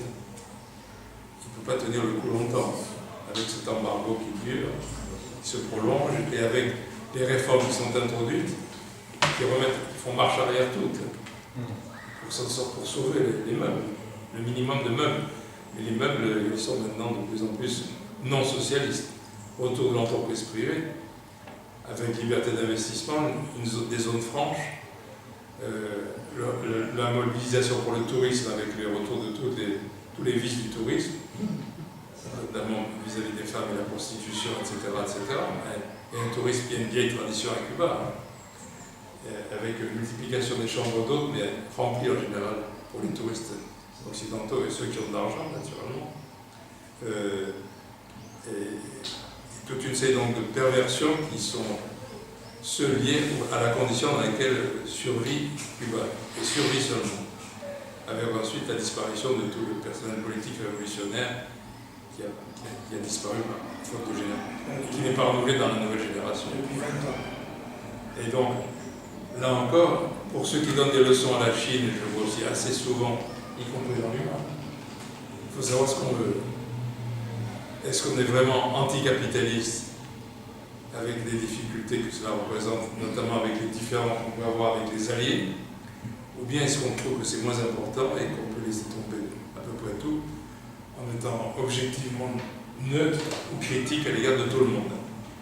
Est-ce que la route de la soie est l'avenir ou ne l'est pas? C'est-à-dire, est-ce que l'alliance des briques du Sud global, etc., est une alliance nécessaire auquel on doit participer? Ou bien est-ce que c'est encore une voie qui ne nous plaît pas et on peut continuer à donner des leçons à tout le monde? Ça ne sert absolument à rien à personne, ni à nous, ni aux Français, ni au reste du monde, mais quand même on continue. Avec une vieille tradition qui est une vision des Lumières déformée et viciée. Alors, je crois que ça, c'est vraiment une grande question. Il faudrait y revenir d'ailleurs. Je pense que le mouvement ouvrier français, il est ce qu'il est. Il a toutes les faiblesses que nous connaissons. Je ne commente pas ça, mais moi, il me semble que l'une des grandes questions majeures, c'est que nous ne nous en sortirons pas dans notre combat à nous, avec notre capitalisme à nous, tout seul. On ne s'en sortira pas tout seul. Ça ne fonctionnera, la lutte contre le capitalisme, je ne sais pas ce qu'en pense Robert, que si le Nord et le Sud, que si les peuples dominés du Nord et du Sud travaillent ensemble. Je ne sais pas sous quelle forme, mais que si les peuples dominés du Nord et du Sud s'entendent pour faire chuter le capitalisme. Et quelques États dominants aussi, avec qui on peut s'allier même s'ils ne nous plaisent pas toujours. Ben oui, non, mais la Chine. Oui, par exemple. La Chine. La question de l'attitude que nous aurons avec la Chine se pose d'ores et déjà. D'ores et déjà. Parce que les BRICS dont tu parles, finalement, les BRICS, pour le moment, c'est quand même la Chine qui pousse. Mais à un moment donné, il y aura une dynamique propre dont la Chine ne sera pas autant responsable qu'aujourd'hui. Parce que le système va prendre de la consistance, etc. Et donc, tous ces pays, là, je ne sais pas combien ils sont, 10, 12 peut-être, 15. Plus que ça maintenant. Voilà, tous ces pays vont rentrer là-dedans, comment ils vont se comporter, ils vont jouer une partie, tout ça va faire de l'activité, sans doute de la production, du commerce, etc. Et donc, tout ça va acquérir une dynamique propre. Et ça, et après, ça va se heurter frontalement, de l'autre côté, à Les l'impérialisme. États-Unis sont persuadés de ça. Impérialisme américain. Mais il faut savoir que le BRICS, déjà, il y a des échanges commerciaux avec cette monnaie. Comme l'Europe, avant l'euro, c'était l'écu, c'était le business. Mais peut-être avec le BRICS aussi, la Chine, je ne sais pas si vous pouvez me le confirmer ou m'affirmer, va aider Cuba. C'est urgent. Ils ont décidé d'aider Cuba. Et je pense que c'est ces relations avec le BRICS qui permet aussi tous ces pays qui sont vraiment en des pâquerettes, là, Et la Chine a l'intelligence, je crois, de ne pas exiger une intégration politique, Alors, mais une coopération de souveraineté. tout à fait. Ça, Et on n'est pas obligé d'être aussi suivi ce qu'on a été avec l'Union soviétique. C'est sûr. On peut très bien être critique à la Chine de manière rationnelle, dire ce qui ne nous convient pas éventuellement, si c'est utile, si c'est utile. Si c'est utile, si c'est pas utile, si ça ne sert à rien, c'est pas la peine de s'amuser à ça. Et on peut être critique nous-mêmes dans notre politique, dans notre pratique politique, sans être suiviste comme on l'a été pendant un certain nombre de décennies pour l'Union soviétique. C'était pas nécessaire. Même les soviétiques, on aurait pu être différents, ne pas être serviles. On pouvait être différents et alliés. Comme on peut être deux communistes dans le parti, être différents et avoir des avis différents, ce que n'admet pas encore nos directions. Oui, moi je voudrais revenir sur un truc qui vient de se produire. Les BRICS viennent de publier, enfin pas publier, d'annoncer qu'ils avaient réussi à rédiger un texte commun dans le cadre de la lutte contre le réchauffement climatique, etc. Et le climat, la lutte pour le climat. Ça semble rien, mais ils ont décidé de présenter ça au prochain sommet de façon unitaire. C'est des mesures minimales, alors ils n'ont pas été annoncées, mais ça veut dire quelque chose. Parce que jusqu'à présent, c'était facile de dire « Ouais, mais la Chine, c'est celui qui produit le plus, mais ceux-là, ils ont besoin de pognon, mais ils ne veulent pas en donner, etc. » Là, il y a, de la part de cette, j'ose pas dire communauté, mais de cette... Ce qu'on appelle la majorité mondiale. Voilà, mais exactement. De leur part, il y a « Non, on ne peut pas accepter n'importe quoi. » Et nous, on vous propose ça. C'est-à-dire qu'on est en train peut-être de voir apparaître une autre façon de voir le monde, avec des relations certainement d'abord bilatérales ou multilatérales et pas forcément mondiales. On n'est plus à l'époque de la FSN ou de l'international communiste, c'est pas ça le problème. Mais il y a un front qui est en train de se monter sur des questions essentielles. Je voudrais en donner un deuxième exemple. Il y a une motion qui demandant l'arrêt, une trêve à Gaza, l'entrée de la paix à Gaza, enfin en Palestine, et l'entrée des nourritures et choses qui sont... Cette motion, elle va être rejetée au Conseil de sécurité par le veto de l'Union soviétique. Mais ce qui est intéressant, c'est que la motion des États-Unis, pardon, et l'Union soviétique et la Chine pour le moment, on ne connaît pas leur position. Sauf que, oui, là aussi, on est d'accord. La motion qui demande cela, elle est présentée par l'ensemble des membres non permanents du Conseil de sécurité. Oh, tu parlais de majorité mondiale, effectivement, là, ça veut dire quelque chose. Et ça veut dire qu'en matière d'institutions internationales aussi, il y a des choses qui sont en train de bouger, et que notre boulot à nous, peut-être, modestement, c'est se dire, on se situe dans ce camp-là. Après, de quelle façon on réussit, peut-être qu'il faudrait étudier un peu plus. On a évoqué plusieurs fois la classe ouvrière. Moi, je crois que ce qui a fait la force, à un moment donné, du PCF, et je l'ai vécu, c'était au début de chacun des congrès, il y avait un rapport sur la situation en France. Quand je dis un rapport, c'est-à-dire chiffré, un truc énorme, sur les rapports de force, sur la composition des classes sociales, etc., etc. L'état des forces productives. Je ne l'ai plus vu depuis avant même que je quitte le PCF. Et oui, si on se fonde simplement sur des... On pense que, on croit que, non, on a besoin de choses comme ce que tu viens de faire sur la réalité du pays, c'est ça. Et pour nous, d'abord, notre réalité, c'est d'étudier ce qui se passe chez nous, et pas de disparition des écoles, disparition... Ouais.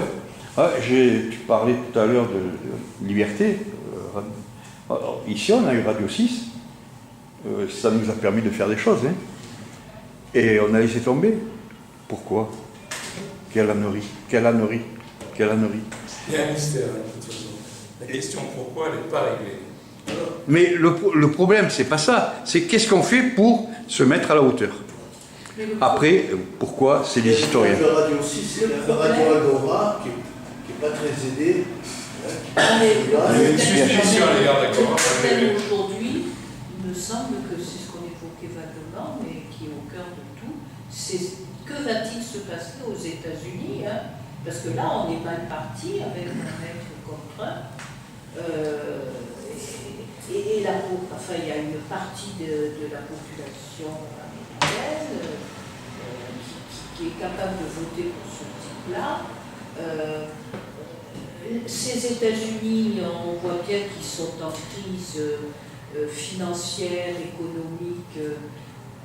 Là, qu'est-ce qu'ils vont faire en tant que puissance qui dominait le monde, il faut le dire, une partie du monde?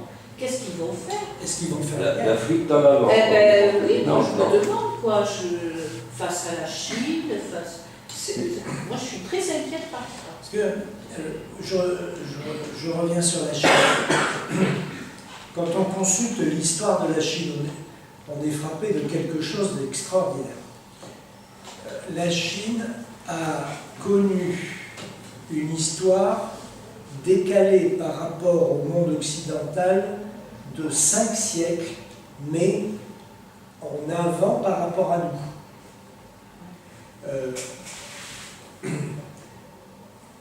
Jusqu'à la fin du XVIIIe siècle, début du XIXe, la Chine a plus, je ne vais pas dire 5, parce que c'est le défaut d'être précis, elle a plusieurs siècles d'avance sur l'Europe occidentale dans plein de domaines, y compris des domaines des forces productives, de la culture, etc.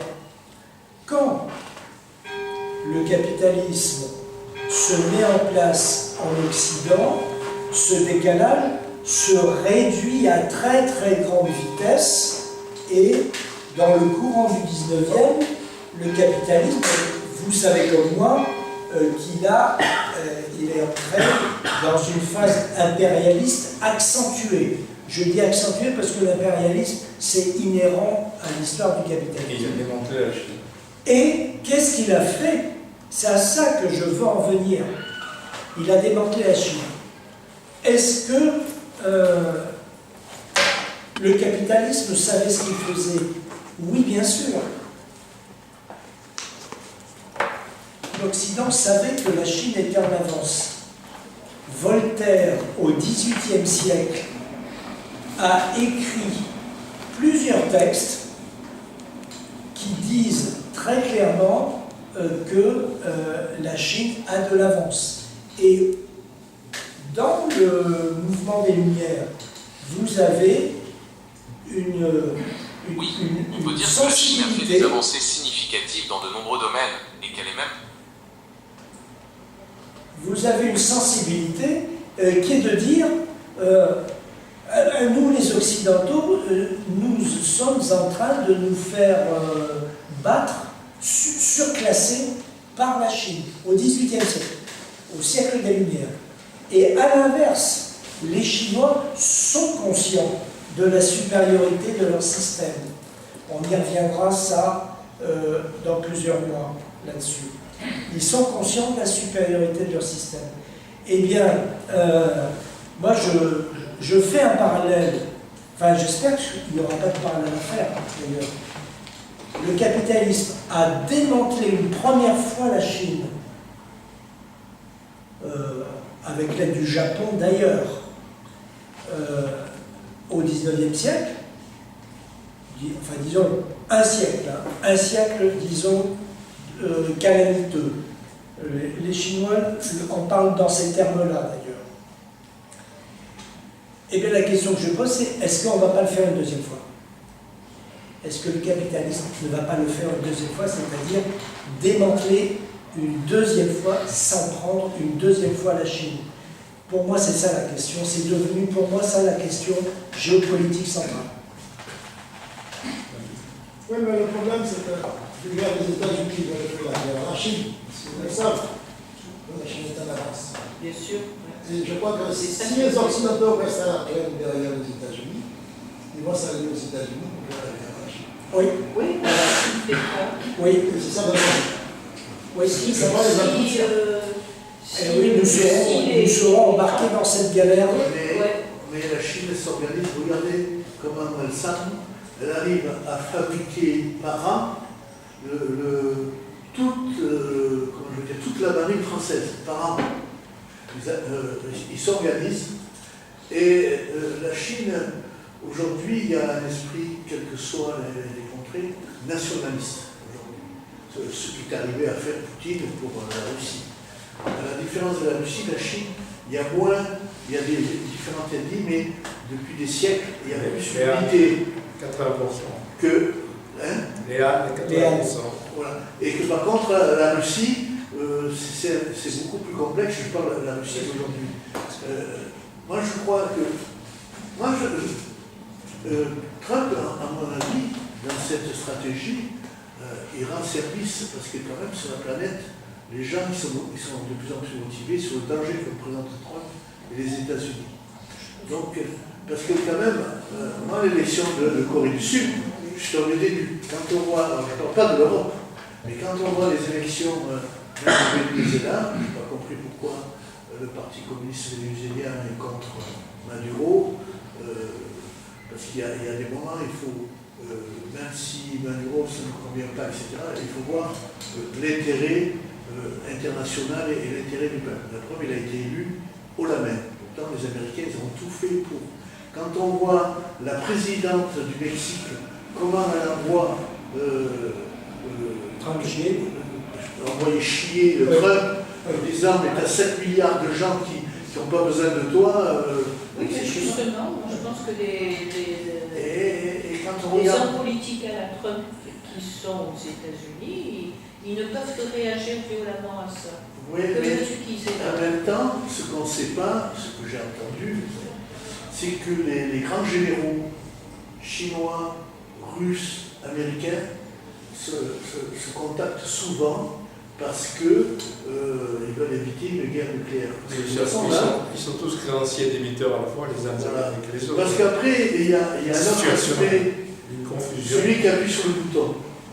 Je donne l'exemple de la fusée Ariane. J'ai mon neveu, il fait partie des 3 gars qui appuient sur le bouton pour faire exploser la fusée.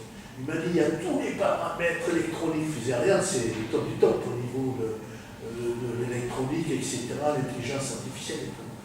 Et quand il y a une fusée qui part, moi j'y étais en novembre, donc il est allé dans... Alors lui il va dans un bloc conçu, il n'est pas dans la salle de truc, ils sont 3, et suivant ce que fait la fusée, si elle va décoller, ils se regardent, ils discutent, et un dernier ressort, c'est l'être humain qui appuie sur le bouton. Et je pense que pour ce qui est de la bombe atomique, c'est pareil. C'est pas parce que Trump ou Macron, ils ont la mallette, c'est d'abord, il y a quand même des généraux qui sont quand même assez... Ils savent les conséquences, parce qu'ils sont formés pour. Même une petite bombe sur l'Ukraine, on en reçoit de la radioactivité, rappelez-vous. Tout le monde est conscient que là, c'est la fin du monde. Moi, je crois que c'est la bataille d'influence qui est décisive. Ouais. Étant donné la confusion qui règne entre les liens financiers dans tous les sens, on est créancier et débiteur en même temps, de tout le monde. L'influence, l'ingérence intérieure, etc., les subversions intérieures, c'est ce qui va être la règle du jeu, à mon avis, plus que la guerre internationale. Vous deviez aborder la RDA aussi. La RDA, oui, je peux en dire un mot, oui. J'attends que notre discussion. Quelle heure il est là? Il est 8h10. Abordons la RDA. Sur la RDA, donc quelques mots.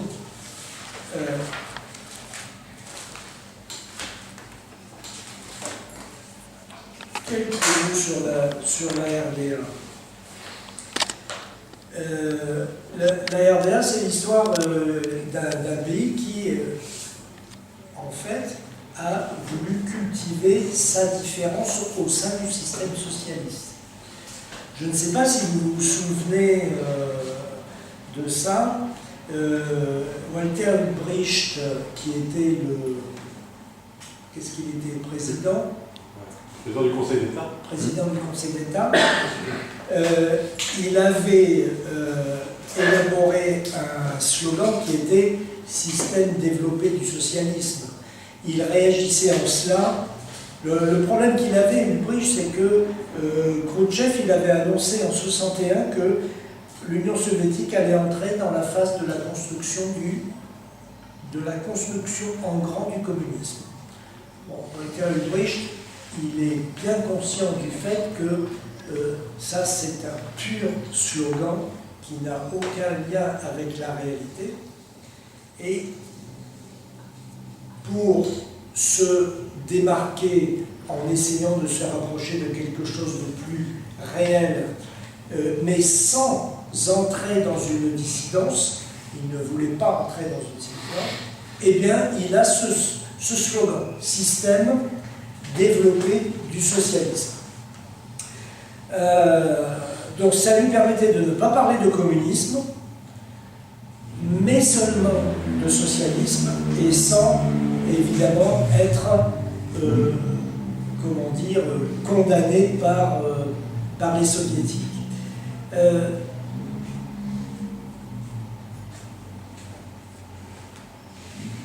Le problème, c'est que c'est un système qui ne va pas fonctionner à partir d'un certain moment parce que l'aide de l'Union soviétique, elle va à un moment donné plafonner.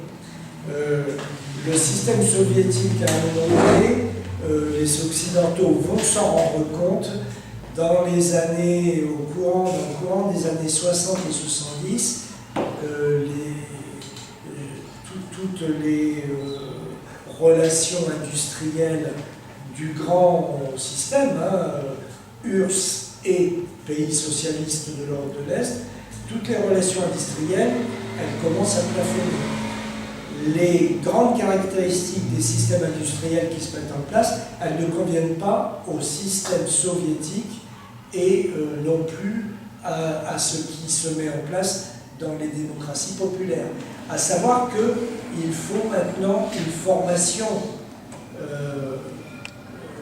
professionnelle, un état d'esprit, une ouverture sur le réel, une capacité à réagir avec des systèmes industriels complexes qui n'est pas conforme avec l'état d'esprit général que les systèmes socialistes font prévaloir. C'est-à-dire, pas d'initiative, une planification qui est très directive, très autoritaire et à tous les niveaux, au niveau global, au niveau intermédiaire et aussi au niveau des unités de production. Et donc tout ça fait que ça va progressivement plafonner. Et Walter Ulbricht, eh bien, il en est le premier conscient. Il y a d'autres personnes dans le pays qui sont conscients de ça. Par exemple, on peut citer un économiste, Rudolf Barrow, qui publie en 1960, tu le connais? Qui publie en 1977 l'Alternative et qui critique le système de l'Europe, de la RDA, de l'Allemagne de l'Est. Il ne va pas au-delà, hein. Il est en RDA, il critique la RDA. Et il reproche aux dirigeants de ne pas être réellement communistes. Et il dit que ce que connaissent les citoyens de l'RDA, ce n'est pas la socialisation, mais l'étatisation universelle. Il met en cause l'idée de socialisme développé de Walter Ulbricht, le socialisme, le système développé du socialisme. Donc il met en cause cette idée-là, et à ses yeux, Ulbricht, qui est obsédé par l'idée du rattrapage, comme tous les pays, hein, tous les pays sont obsédés par l'idée du rattrapage, eh bien, en fait, il met la RDA à la remorque du capitalisme. Il ne sera pas entendu, hein. Non seulement il ne sera pas entendu, mais il sera poursuivi pour avoir publié ce livre-là. Il va faire de la prison. Bon.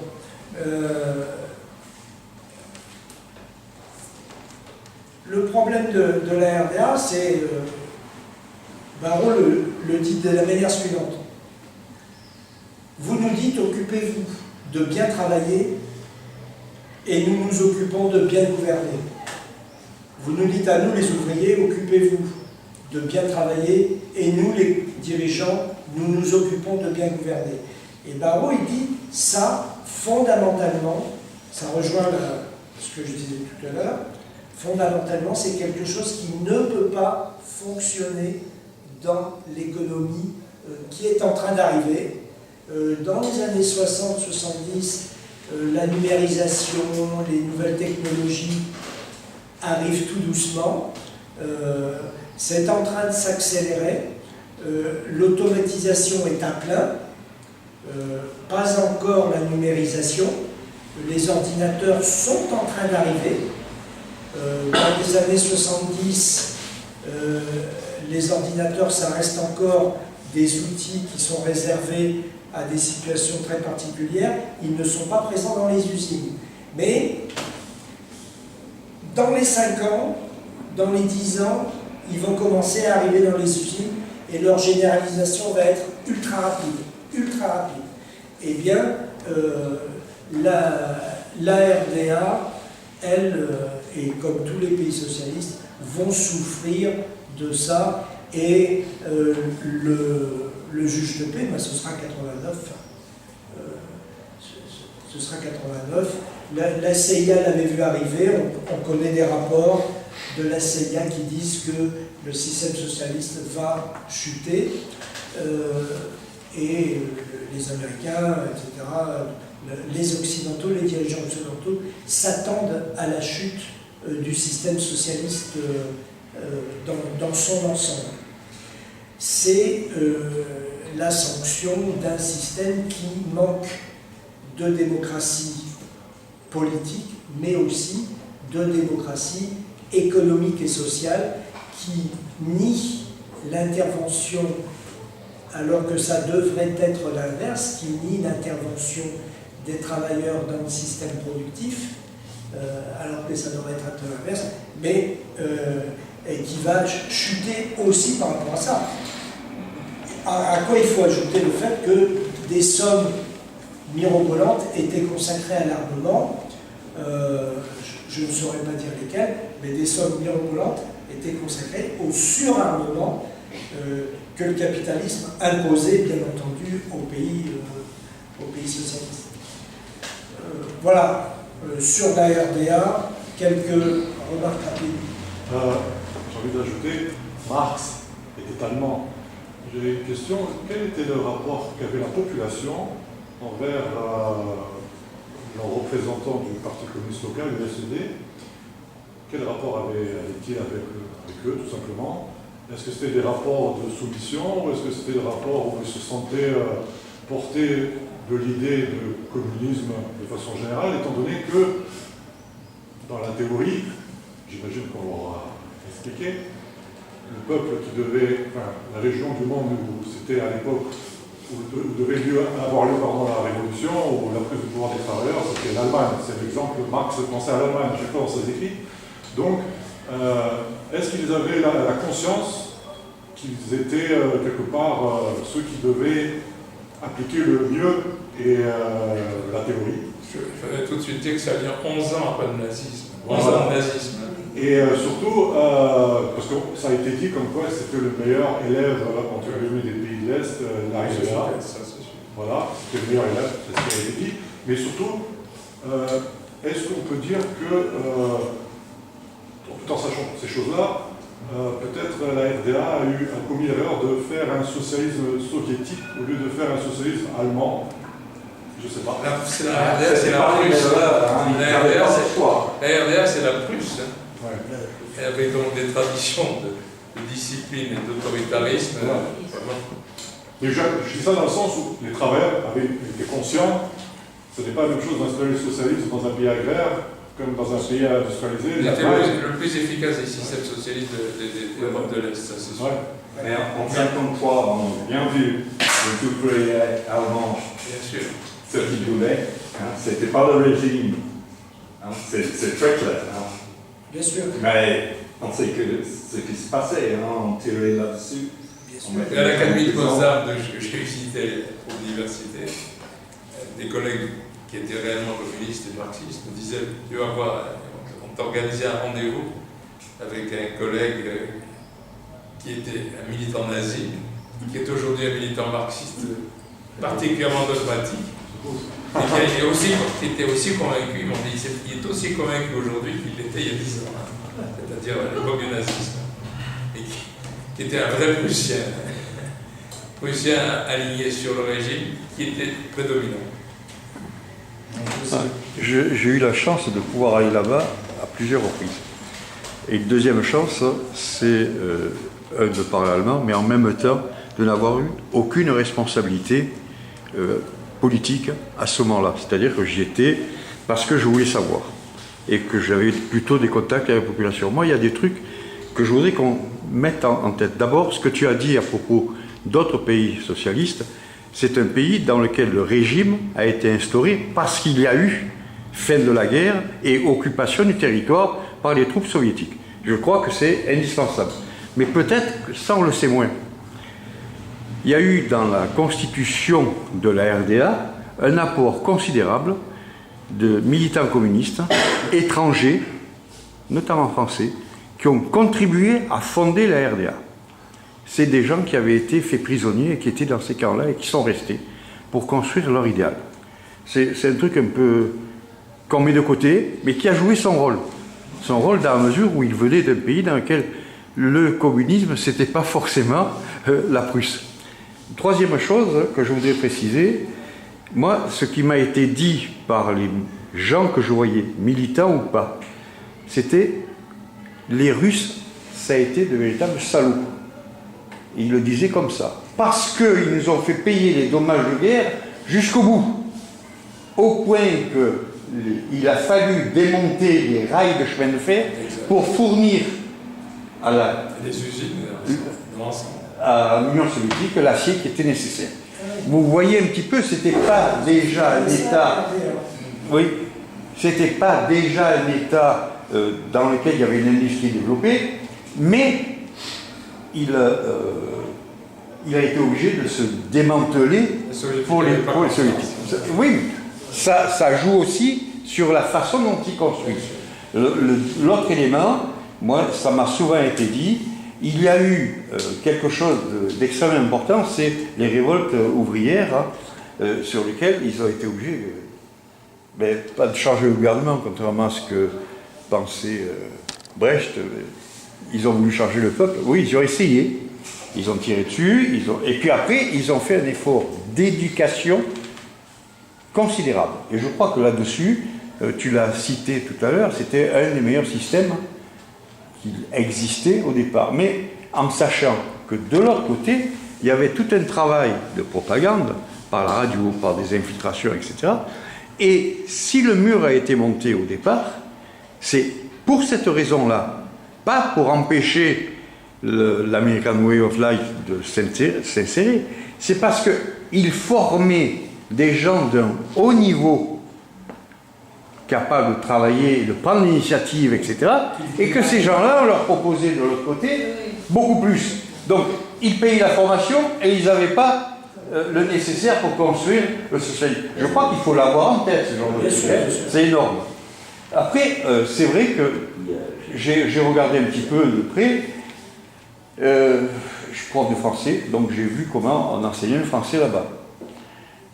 Ce qui m'a gêné, c'est de voir à quel point un certain nombre de profs maîtrisaient mal notre langue. Mais l'explication qui m'est donnée, chaque fois ça a été la même. Oui, mais on ne peut pas sortir. Donc le français, on peut l'apprendre avec la radio, on peut l'apprendre avec les livres. Avec l'Afrique. Mais voilà, ça donne effectivement une idée des choses qu'ils ont dû surmonter aussi. Et l'autre truc, et alors là, ça oui, c'est quelque chose qui ressemble beaucoup à ce qui s'est passé dans d'autres pays, peut-être même pas forcément socialistes. Il y avait une confusion complète entre ce qui était l'État, le parti, et ce qui était les structures de l'État. Et ça, c'est quelque chose qui est catastrophique. Moi, j'étais étonné de voir, quand on m'a dit on a des conseils lycéens. Je rentre en discussion avec le conseil lycéen en question, et je m'aperçois que le secrétaire du conseil lycéen dans le lycée, c'était le secrétaire de la lycée, enfin du SED. Comment on fait pour travailler dans ces conditions-là? Et ça, c'est un truc qu'on a vu dans plein de pays se produire, pas simplement les pays socialistes. Mais oui. Je crois qu'il faut y repenser par rapport à l'expérience mitterrandienne, par exemple. Moi, ce qui m'a surpris, j'en ai souvent entendu, mais par rapport à la RDA, déjà, l'Allemagne, ils étaient très industrialisés, ils étaient très en avance sur la productivité. La RDA, je pense qu'on ne leur a pas donné assez d'autonomie dans la production, parce que quand je voyais les Trabant, vous savez, c'est les voitures, c'était des casseroles, tout ce qu'ils fournissaient, c'était vraiment très C'est à la mode maintenant. Hein? C'est cher, c'est cher si vous en avez. Mais donc, même en Bulgarie, ils achetaient, d'abord ils ont acheté surtout des machines-outils à la Russie et à la France, beaucoup, parce que j'avais un cousin là, qui travaillait dans une usine métallurgique, mais tout ce qui venait, alors c'est du costaud, mais ils n'avaient pas l'initiative du gros développeur, parce qu'ils étaient capables de faire des Mercedes, des Audi, des Volkswagen, ils auraient pu, mais on ne leur a pas donné cette possibilité. Et la RDA aurait pu être dans ce cadre des pays socialistes très riches. Et je pense que tu as raison, les Russes, ils ont fait ce qu'il fallait pour pas parce qu'ils se méfient. Voilà. Quand je pense à la RDA, je pense surtout à l'organisation extrêmement fine de la police secrète, la Stasi. Moi, j'ai eu l'occasion d'avoir des amis qui venaient de la RDA quand je faisais des études en Allemagne et qui m'ont raconté comment ça s'est passé, mais ça fait froid dans le dos. C'est un peu la Chine d'aujourd'hui, hein. C'est-à-dire tout le monde surveillait de près, les membres de la famille ne pouvaient absolument pas avoir confiance, son frère, sa soeur pouvaient te dénoncer sans problème. Et ça, ils m'ont parlé de ça, ils m'ont dit que c'est vraiment une vie atroce de constamment avoir la peur d'avoir fait quelque chose qui ne correspond pas au régime. Voilà. On arrête là. Oui. On arrête là. Donc la prochaine fois, ce sera le 18 et ensuite le 25. Je ne vous dis pas encore ce que va devenir la séance du 14 juin. Il faut que j'y réfléchisse. Donc 18